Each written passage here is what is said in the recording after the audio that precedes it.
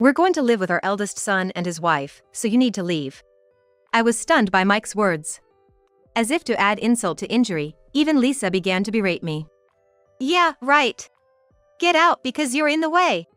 You freaking freeloader. I was left speechless. What's with these people? Don't they know their place? They better watch out. That's all I could think of in the moment. Oh, I get it. My feelings were one-sided. Mike doesn't care about me at all. That's why he can say such things to me without flinching. Why did I even put up with this? I should have just divorced him without a second thought. Then I wouldn't have had to feel this miserable. Oh, I can't take it anymore. By any means necessary, I'll make sure they understand where I stand. With that resolve, I found myself letting out a forced laugh. My name is Jennifer Wilson. I'm a 52-year-old working as a full-time employee at a certain food manufacturing company. Being a full-timer at this age, some people mistakenly think I'm single. But I'm not. I married Mike in my 20s and soon after, we had our son, Daniel. Now, Daniel is all grown up and even married. So now, it's just Mike, his mother Martha, and me living happily together. But that's not to say we don't have our issues. Martha is old and her legs aren't what they used to be. I often find myself having to help her. But Mike just turns a blind eye. She's your mother, isn't she? Don't you think you should help her out? When I asked him this, Mike just looked the other way. I wish he'd care more about his family. I've been feeling this way more and more recently. Mike is a graphic designer. He's independent now, but he used to work in the creative department of an ad agency. I met Mike when he was still with the agency. Is there anything you'd like to discuss? Mike, who had come to my company for work, asked me that. There's a little thing here. Oh, sorry, I shouldn't be butting in since I'm not an expert. No, ads aren't just for professionals. Your input is valuable. Mike kindly reassured me. He seemed like such a gentle person. That was my impression of him back then. Later, as we communicated through work, Mike asked me out. Of course, I accepted, and eventually, we got married. But about 10 years into our marriage, Mike said, I'm thinking of quitting my job and going solo. You think you can make it on your own? Even after getting married, I continued working. So, we've had a comfortable life. But by this time, our son Daniel, born shortly after our marriage, was in upper elementary school. Things are fine now, but soon we'll have to spend more on things like tutoring. Besides, I'm worried that Mike or I might not be able to work anymore. With these thoughts, I couldn't understand why Mike would want to give up his current stability. That's why I responded the way I did. I'll get work from my current company. Plus, you're doing a side job. Huh? A side job? You used to go to the office, but now you're working from home, right? Actually, I switched to remote work after our marriage.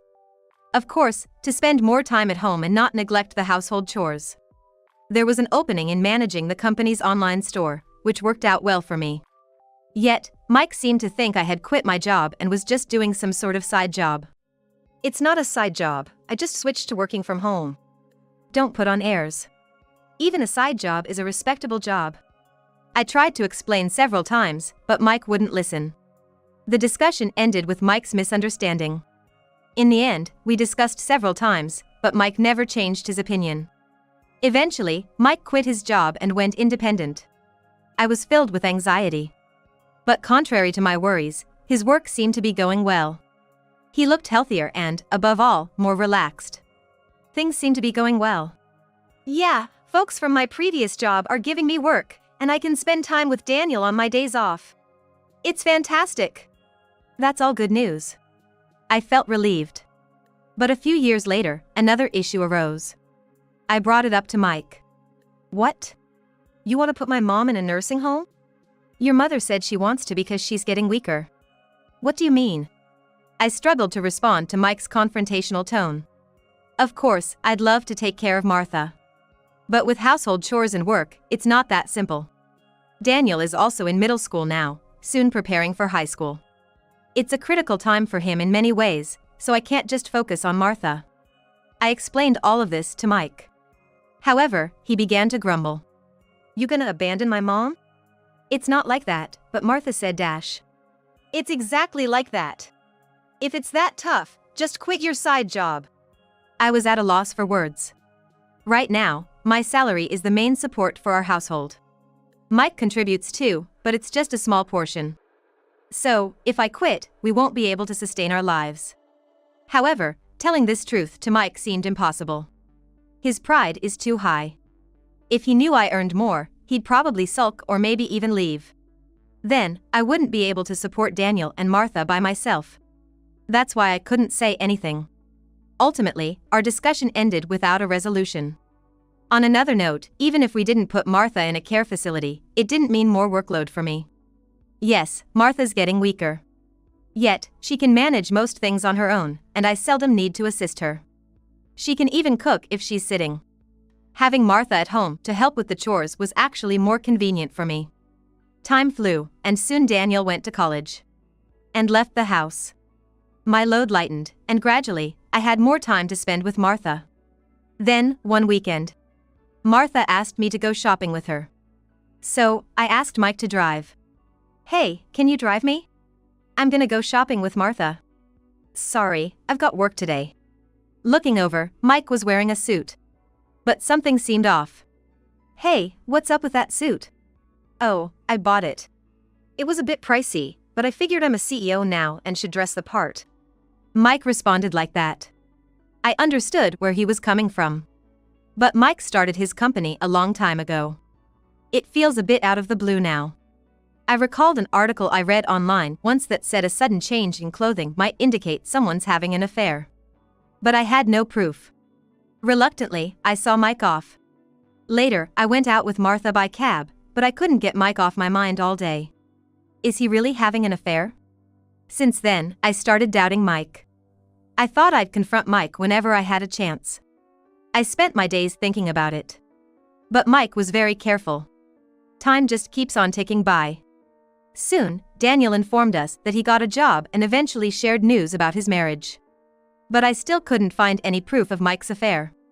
I couldn't find any evidence of his affair, but with Daniel getting married, maybe it's okay to just get a normal divorce. I began to think that way.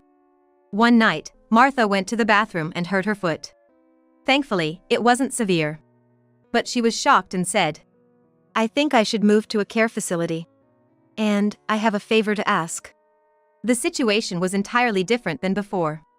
If I divorced, Martha might be left to fend for herself. Thinking this, I couldn't deny Martha's request. So, I obliged. This was about 6 months ago. Since then, I visit Martha every weekend. I can't seem to divorce because I'm too worried about Martha. I murmured on my way home. I'm back. Hey, Mom, welcome back. It was Daniel. Next to him was his wife, Lisa. We've been waiting for you, Martha. Why were Daniel and Lisa here? I was puzzled and asked Daniel. Daniel? Why are you here at home? Well, just when Daniel was about to answer, Mike appeared from behind him. He said, You've been so indifferent. I thought of divorcing you, that's why I called them here. What do you mean? It's about my mom. You've abandoned your duties as a wife. Mike shouted. I was taken aback. I tried to help Martha, but before I could finish, Mike cut me off. Don't make excuses. From today, I'm gonna live with my eldest son and his wife. You should leave. I was stunned at Mike's words. To make things worse, Lisa began to scold me. That's right, just leave. You're such a leech. I was speechless. In my mind, I thought, they should know their place. Better brace yourself. In the spur of the moment, those were the only words that came to mind. So, all this while, my feelings were one-sided. Mike never really cared for me. That's why he could say all this without hesitating. Why did I put up with all of this? I should have just divorced without giving it a second thought. I wouldn't have felt this miserable. Oh man, I'm done for. No matter what, I have to make my position clear. The moment I made up my mind, a sarcastic laugh escaped my lips. Fine, I'll leave, I said as I walked past the three of them. I headed straight to my room. All I needed were some clothes and my work laptop. I also grabbed my bank book and a few valuables. I stuffed them into a travel bag. Are you really gonna divorce? Yeah, of course. I swiftly grabbed my bag. Then, after a moment of thought, I said to Mike, "You know, I'll divorce you amicably for $10,000. If you don't want that, I can get a lawyer and make it messy. It feels a bit cheap, considering the emotional damage he's done. But right now, I don't have the energy to fight with Mike. That's why I purposefully offered terms favorable to him." "Why should I pay you anything?" "Because you've pushed me to the edge mentally." "But still." I stared hard at Mike as he started to speak. Then, with a smirk, I told him, "So, should we involve lawyers? If you've been cheating, $10,000 won't cut it." "What?" "At least $30,000. If you've got nothing to hide, that should be okay, right?" Given Mike's nature, I knew he'd opt for the former. In a way, it was a risky gamble. Mike gritted his teeth in frustration. Seeing his reaction, I became certain. He definitely cheated. But I couldn't gather any evidence. So, I had to pretend I had some just to corner Mike even a little. "What will it be?" "If we get lawyers, I'll also claim damages for emotional distress inflicted on your lover, okay?" "Well, I really don't want to upset Martha, your mother. So, I don't want any complications." Hearing my words, Mike looked dejected. Then, begrudgingly, he replied, "Fine. I'll pay the $10,000 by the end of this week." "All right. I'll come by this weekend and we can discuss the divorce." I smiled and walked past Mike. Then, I left the house. I headed to a nearby cafe and started looking for an apartment I could move into immediately. After some searching, all I could find were weekly rentals. This will do for now. I reluctantly signed a lease for a weekly apartment and decided to stay there for the time being. And on the weekend, I headed to Mike's family home where he lives. When I rang the doorbell, Lisa poked her head out. "Hey, what brings you here?" "I came to get some of my stuff. Plus, there's the matter of the divorce and some other things." "Oh, is that so?" Lisa snorted dismissively. I couldn't help but wonder, why did Daniel ever marry a girl like this? I just couldn't help but wonder. But setting that aside, as I entered, Mike was waiting inside. There was an envelope on the table. "There's alimony inside." "Understood." Inside the envelope, there were stacks amounting to $10,000. I checked it and put it in my bag. "Well, I'll have the movers take out the rest of my stuff from the room." "Do as you please." Mike seemed to be sulking. Even though he was the one who wanted the divorce, I wonder what he's so upset about? I carried on with the move, puzzled. Eventually, when the move was done, I handed Mike a bank book.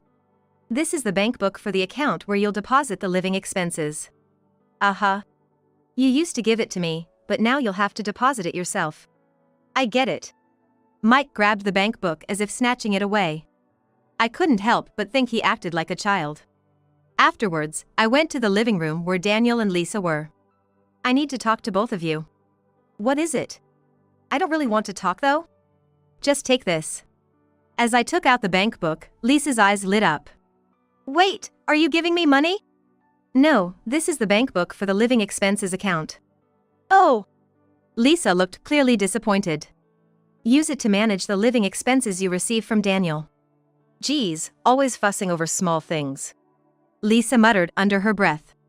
I pretended I didn't hear and told her. "You'll be in charge of managing the living expenses for the family, including Mike. Got it?" "Yeah," Lisa replied, sounding rather annoyed. I sighed and left the room. I had given them the bank book for living expenses. Now I had no ties to Mike and his family. I felt somewhat relieved. Just a few days after that exchange, I was working in my room when my phone unexpectedly rang. "Who's calling at this busy hour?" Sighing, I picked up my phone. The screen displayed Daniel's name. "Isn't he working right now?" I checked the time. It was just past 10 a.m. It was too early for a lunch break, so maybe something urgent came up? With various thoughts running through my mind, I answered the call. "Hello? What's up, Daniel?" "Mom. Where are you?" "I'm at home, what's wrong?" As I replied, Daniel raised his voice even louder. "The account's empty. What's going on?" I momentarily pulled my phone away due to the loudness. I quickly put it back to my ear and asked, "You mean the living expenses account I gave you?" "Of course." Why is it empty? How are we supposed to live like this? That makes sense. I had given it to him with a zero balance. After all, the funds were from my salary.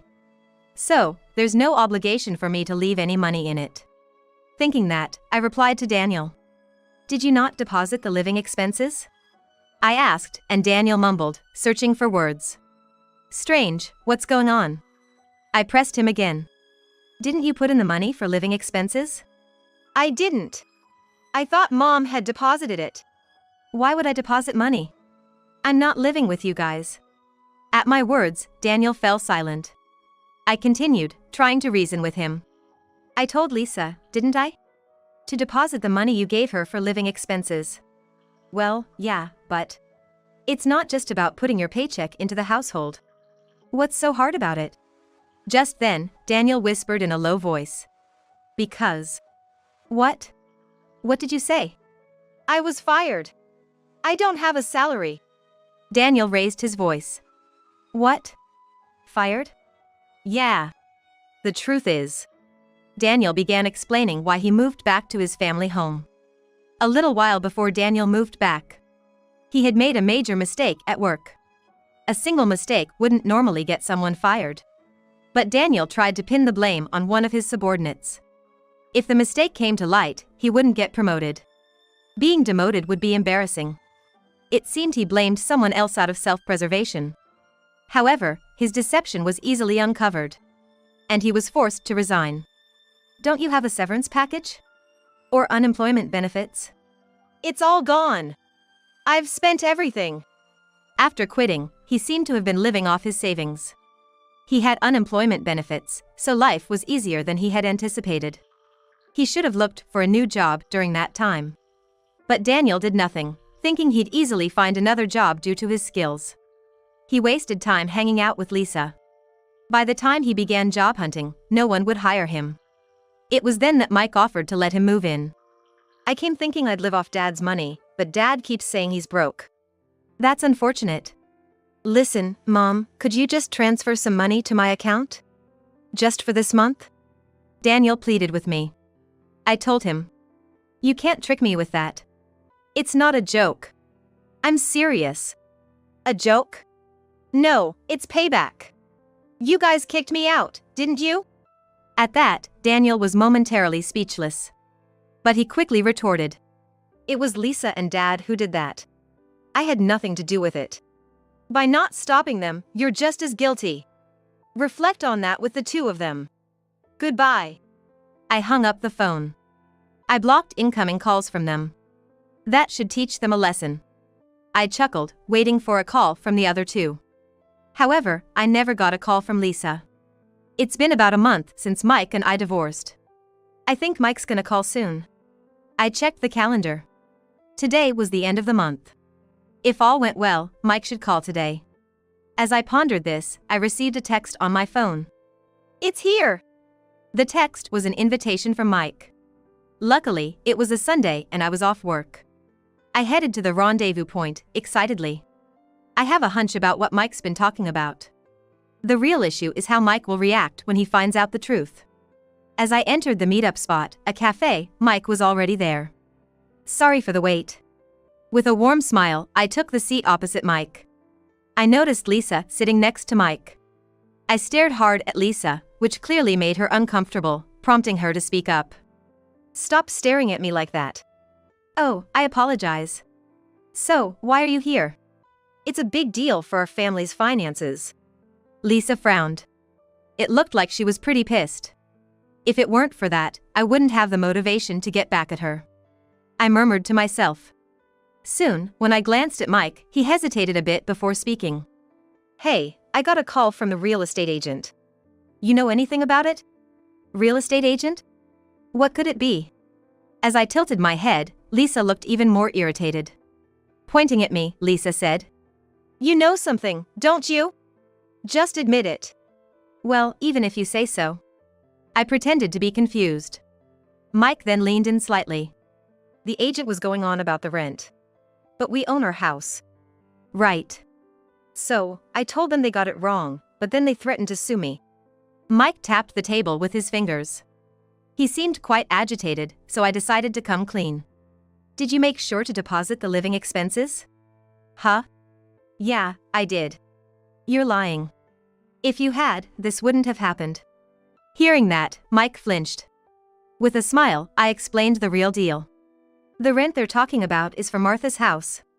It should have been deducted from the bank book I gave you. Wait.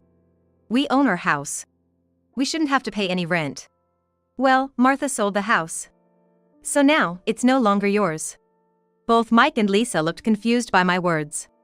So, I decided to explain it all from the beginning.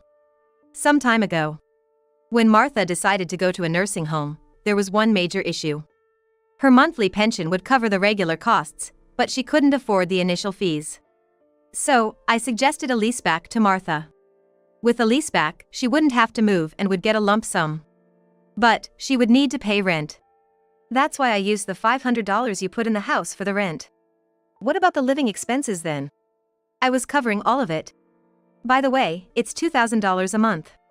Mike and Lisa were shocked.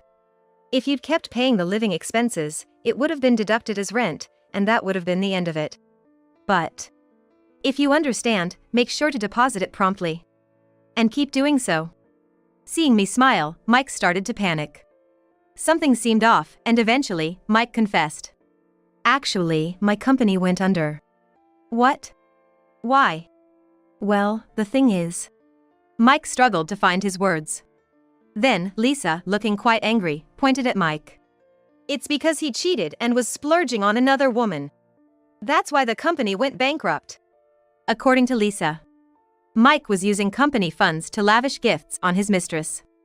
This eventually led to the company's bankruptcy. But he couldn't admit this to me. So, they hoped Daniel's income would help and called Daniel and his wife to stay at their family home. It's all your fault. It's not like that. I didn't. What do you mean it's Jennifer's fault? Stop blaming others. Both you and your son. Lisa's anger exploded.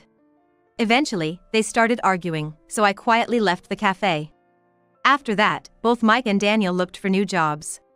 But it wasn't easy. As the deadline to pay the rent approached, they had no choice but to work part-time at a convenience store. However, Daniel couldn't stand being bossed around by younger students and quit soon after. Meanwhile, Mike, being teased for being in his 50s, stopped showing up for work. In the end, they both borrowed money from some shady lenders and were forced to work on a fishing boat to repay the debt. I heard they're up north catching crabs now. Lisa quickly gave up on the two of them. She left the house and initially returned to her parents' home. However, debt collectors came there too, and now she's apparently working hard in a bar. As for me, I'm enjoying living alone. I visit Martha from time to time and lead a fulfilling life. Martha often asks if I'm going to remarry, but I'm not in the mood right now. However, there's one staff member at the nursing home that has caught my eye. Martha seems to have noticed this, but I hope she just observes for a little while longer.